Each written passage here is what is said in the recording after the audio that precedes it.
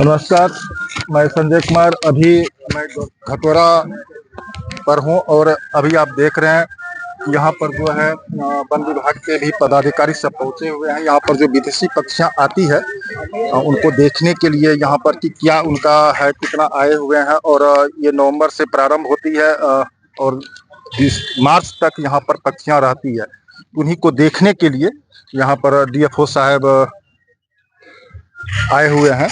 तो उनसे ही कुछ बातचीत करेंगे हम कि यहाँ पर जो है पक्षियों के संरक्षण के लिए कि और पक्षियाँ यहाँ पर आवे। और बिहार का ही नाम नहीं बल्कि भारत में भी हमारा ये जो घटोरा भागलपुर में अवस्थित है, ये इसका नाम रोशन हो, यहाँ पर ज़्यादा से ज़्यादा और पक्षियाँ आवे। तो मैडम, आपका हम स्वागत करते हैं अपने फेसबुक और यूट्यूब चैनल पर। तो ये मैडम पूछना चाहेंगे कि यहाँ पर जो पक्षियाँ आती है, ये तो अभी इसमें कम है, लेकिन इसके बाद जो उपधारा है उसमें लगभग 40-50 हजार पक्षियाँ अभी आती हैं यहाँ पर। उनके संरक्षण के लिए कि और ज्यादा आवे। और घटोरा जो अभी दीपक जी सब बता रहे थे कि यहाँ पर जो है बिहार में नंबर 1 ये घटोरा चल रहा है, ये भारत में नंबर 1 हो, ज्यादा आए, उसके लिए क्या किया जाए? पहली बात तो आप लोग को समझना पड़ेगा कि क्यों आ रही है ना। वो बेसिक नेसेसिटी है उनका पूरा ब्रीडिंग साइकिल कंप्लीट करने के लिए, इसलिए माइग्रेट करते हैं पक्षियाँ। अब अगर आप लोगों को याद होगा तो गत वर्षों में पहले जगतपुर लेक था जो कि काफी अट्रैक्टेड था ये माइग्रेटरी बर्ड्स से। धीरे धीरे करके ये शिफ्ट हुआ है घटोरा में, कहीं ना कहीं इसको मैं शिफ्टिंग की तरह से देख रही हूँ। तो अगर पैटर्न को देखा जाए तो जितना कम डिस्टरबेंस मिलेगा बर्ड्स को, वहां पे ज्यादा आएंगी। सबसे पहला चीज तो ये है। तो डिस्टरबेंस हम लोगों को एज अ इंसान हम लोगों को कोशिश करना है कि कम डिस्टरबेंस दे। तो पहला चीज तो एज अ नागरिक हमारी धर्म बन जाता है कि हम लोग को अननेसेसरी इनको छेड़ना नहीं है, क्योंकि एक तरह से कह लीजिए तो वसुधैव कुटुंबकम का हम लोग ये लेके चल रहे हैं। सारे भोजन हिताय भोजन सुखाय वाला नारा हमारी तरफ से गया है।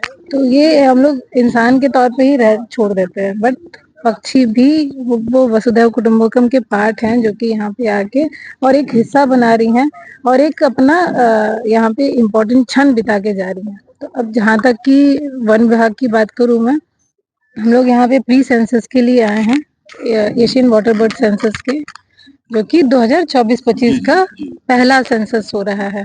और हम लोग पहले भागलपुर डिस्ट्रिक्ट सबसे पहला है जो कि अभी प्री सेंसस कर रहा है, और उसमें घटोरा कॉम्प्लेक्स जो है वो सबसे पहला साइट है जहाँ पे हम लोग आ रहे हैं।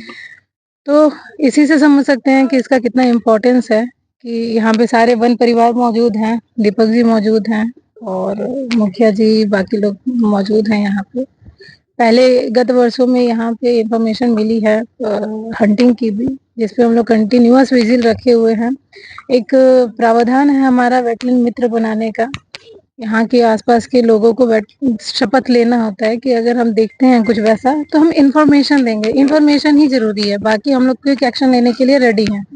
चाहे जहाँ भी रहे हम लोग, यहाँ हमारे दिमाग में हमेशा रहता है कि इसको हमें प्रोटेक्ट करना है। तो पहला चीज तो ये है। दूसरा, अभी दिसंबर और जनवरी का महीना है, यहाँ पे कांस्टेंट हम लोगों का मूवमेंट होते रहेगा, क्योंकि अभी सेंसिटिव सीजन जो है यही है, दिसंबर जनवरी मैक्सिमम फरवरी तक का। तो इस समय में हमारा पूरा मूवमेंट रहेगा, पेट्रोलिंग कह लीजिए, सेंसस कह लीजिए, बर्डिंग कह लीजिए, ये सारी एक्टिविटीज यहाँ पे अभी कंटिन्यूअस होती रहेंगी।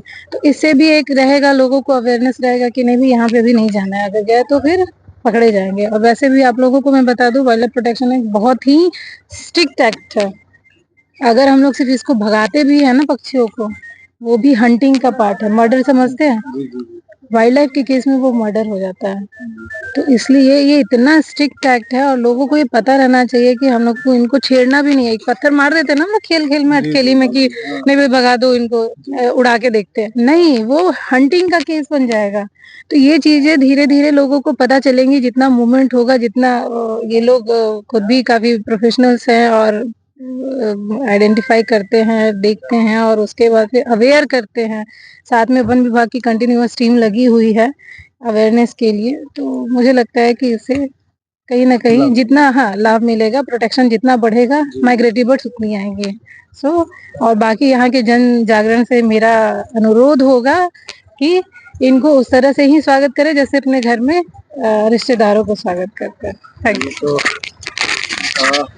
जैसा कि आपने सुना कि मैडम ने बताया कि जो भी यहाँ के निवासी हैं उनसे वो अगर कहीं भी ऐसी कोई प्रकार की घटना देखते हैं कि कोई है जिसको कि जो कि यहाँ पर हंटिंग कर रहे हैं या